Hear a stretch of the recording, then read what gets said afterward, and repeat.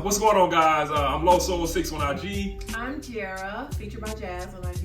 And hey, we had to hop on real quick. It's gonna be a long story, but we had to tell y'all about our last property flip. It went totally left. Okay, so we have this wonderful opportunity to work on a property in the Paseo District. Now, for those of you who aren't aware, the Paseo District is a very popular up-and-coming, well, it's not even up-and-coming anymore. It is like the district to be in, especially if you're wanting to do real estate. We bought this house, and we were excited. We got it through a wholesale deal. We bought it at the right price, which is the most important thing to do in real estate, is buying it correctly. But what we didn't know is that we were going to be dealing with a bunch of I'm sorry. Okay, so I ain't gonna say let me fix it. So this house is located in a historical neighborhood. And anytime, well, not anytime, but there are some districts and neighborhoods in Oklahoma City that are considered historical districts. And with that said, there are homes that are considered historical, and there's a committee that wants you to keep these homes in its historical condition. We didn't know about that before we bought it, but we quickly learned after we bought it that there's a committee you have to deal with if you want to make any kind of renovations to the home, especially external improvements to the home. Exactly. And so we're outside one day and we're working on the house. Me, my wife, my brother-in-law, which is our lead contractor. Jerry Day. Shout out Jerry Day. He does all our flips. We were just working our butts off. And then we seen the neighbor, he pulled up in a roofing truck, and we needed some roofing work done. So we decided to be neighborly, ask him about his rates and what he does, and introduce ourselves. And the first thing he said after the introduction was, good luck on getting anything done. Good luck on getting anything done on this house. And we're like, what are you talking about? And then the other neighbor we met said the same thing. We didn't really get worried too much. We were like, it is a committee. You got to go pull a permit, no big deal. So I went ahead and had my wife call down to the committee, and boy, I'll let her tell you the story about that. Yeah, so mind you, if you look at these pictures that we're showing you now, this is what the house looks like. It has white in some areas, different types of brick, and all out from the front to the side of the house, and then there's white siding in the back. So needless to say, we needed to bring this property to one color so that it looks right. And I asked the lady in the committee, I was like, okay, so we need to paint this home. We heard that we have to go through some approvals to get this done, and they were like, well, you absolutely cannot paint the home. We want to keep it in its historical condition.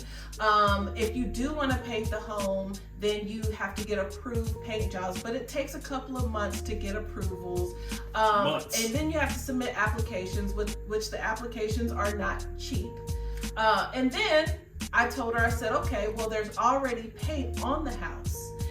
Can we just make it all that same color? And they were like, well, first of all, that did not get approved. So what you need to do is, well, number one, you can't sandblast the paint off, and you cannot power wash the paint off.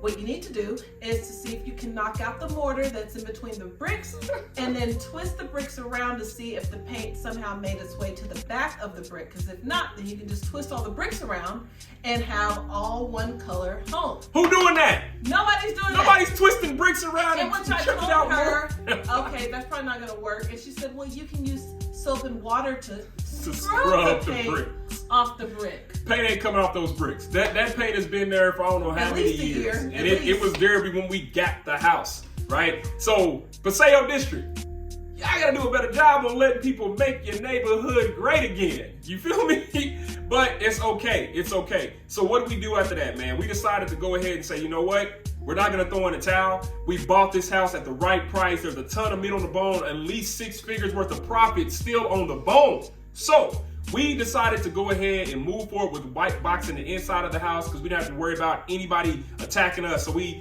upgraded the joist. We upgraded the electrical, new panel, new wiring. We knocked down a wall in the kitchen. You can see on the pictures. And then we put another kitchen island in the kitchen area that was rerouted on the back wall, as you can see on these pictures.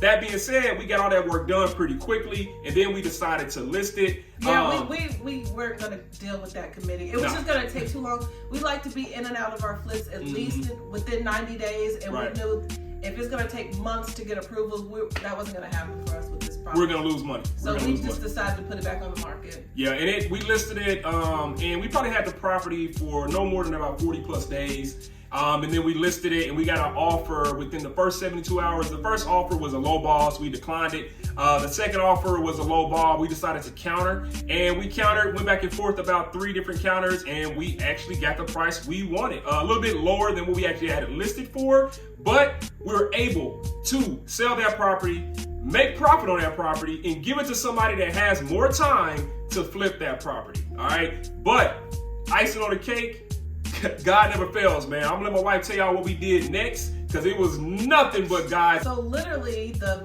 people who bought the home, we ended up buying one of their properties as they bought our properties, and this was all within the same week. So we ended up selling the home and purchasing a new home that's in another great area located by Lake Hefner.